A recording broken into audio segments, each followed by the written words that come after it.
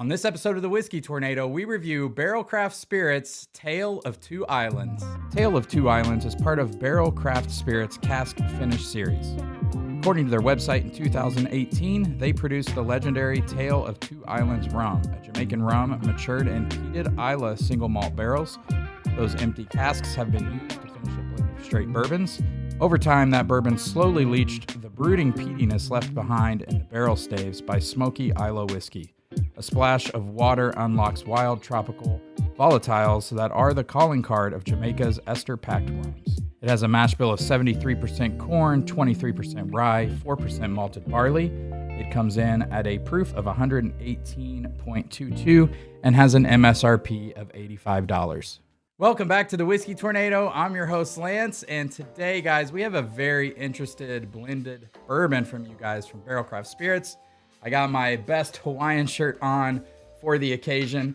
Full transparency, they did send me this bottle, but as you guys know, Barrell Craft Spirits has always been great about letting me say whatever I truly feel about their products. So I feel very confident I can give you guys a fair review on this. As always, guys, we're gonna nose this, taste it. I'm gonna talk about the finish a little bit, and then I'm gonna let you know whether this is a buy or pass based on where you are in your bourbon journey.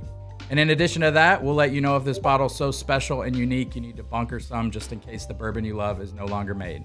So with all that being said, let's get into the nose. I've had a couple pours of this. I'll be perfectly upfront. The first time I poured this, I thought it was very ordinary.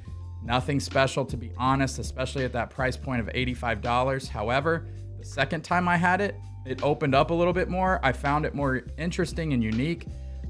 So this is the third time I'm sitting down with a pour of this. I love to do that for you guys. I hate to just go into a review on a fresh crack. So let's go ahead, take a smell, see what notes I pull out of this for you guys. Right away, like spicy molasses. I will also tell you guys before I start this review, this is a bourbon I am not sure would be great in blinds. I think when you review bourbons, it's fun to do them in blinds or ryes or scotches, whatever. It's fun to do them in blinds, but sometimes if you don't know the nuances of a bourbon, where it was made, how it was made, what it was finished in, if it's for a special occasion, you might lose some things. And I think if you were tasting this blind, it's blended so delicately that I think you would probably pass up a lot of notes.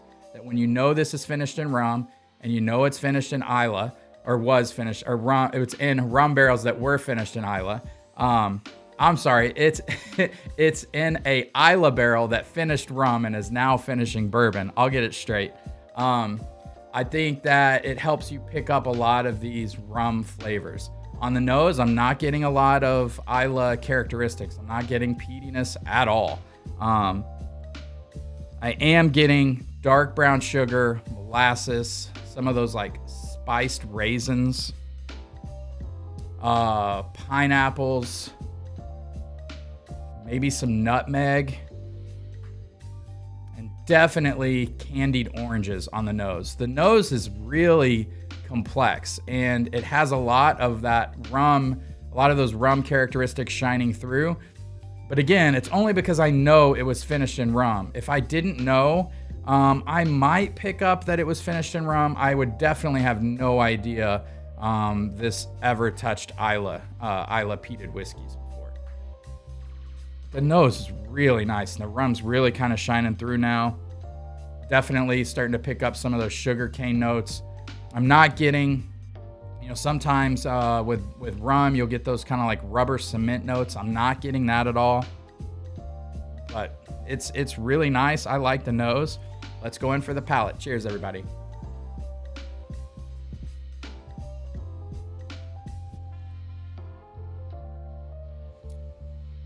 $118 proof. The finishing on this, like I said, I thought so on the nose, very delicate, which I love. I don't want to be punched in the face when something is finished. I want to kind of know it's there, and I think Bourbon Barrell Craft Spirits did a really good job of just letting you know it's there. I'm really not getting peatiness on the palate at all. On the palate, it's got your classic bourbon notes.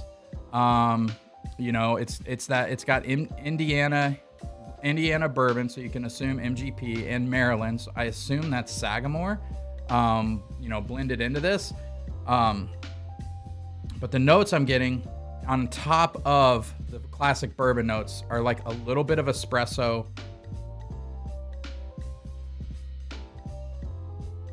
molasses, spicy molasses.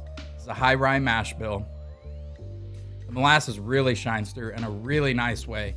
Some lemon notes, maybe even a little root beer on there. Very interesting. And again, the first time I had this, I didn't think it was complex. I thought it was rather flat. And I've completely shifted my view on that. It's very interesting. For $85, I think it's going to be a big question over whether it's worth it to a lot of people. My guess is it's not. For me, I would say it is worth $85. It's a little high, but if you can just sit by yourself and enjoy this and pick it apart, I think you'll really love it. And the more it opens up, the more it gets air. As with most finished bourbons, the better it's getting. The finish is about medium. Honestly, I would expect something finished in rum and being at 118 proof to last a little bit longer.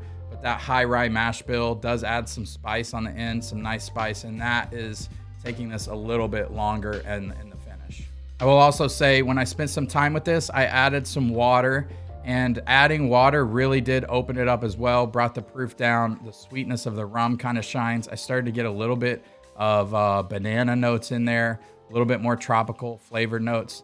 But adding water to this is really nice. I imagine this is a really nice pour on ice as well. The weird thing for me is when I think of Islay Scotch, I think of fall. I have to be in the kind of mood for those peated notes. And when I think of rum, I think of summer. That being said, a lot of people pair cigars with rum. I'm just not a cigar guy. So it's a very interesting combination. I personally don't get the Islay Peat. Maybe I'm picking up a little bit of that in the espresso notes I'm getting. But for the most part, I'm not finding a lot of peatiness at all. Most of the things that's coming through is classic bourbon notes with a whisper of some rum notes. So the big question is this buy, pass, or bunker? For beginners, I'm going to say this is a pass. Number one, it's an $85 bottle, which is quite a bit to spend. It comes in at 118 proof. Now, if $85 isn't a lot to you and you want to explore a bourbon that's been in a cask that's housed peated scotch and rum, this could be very interesting. You're definitely going to want to add some water to bring it down. But I don't know that you're going to pick up all the nuanced flavors as a beginner at that 118 proof and at that $85 price point. So for me, it's a pass for beginners.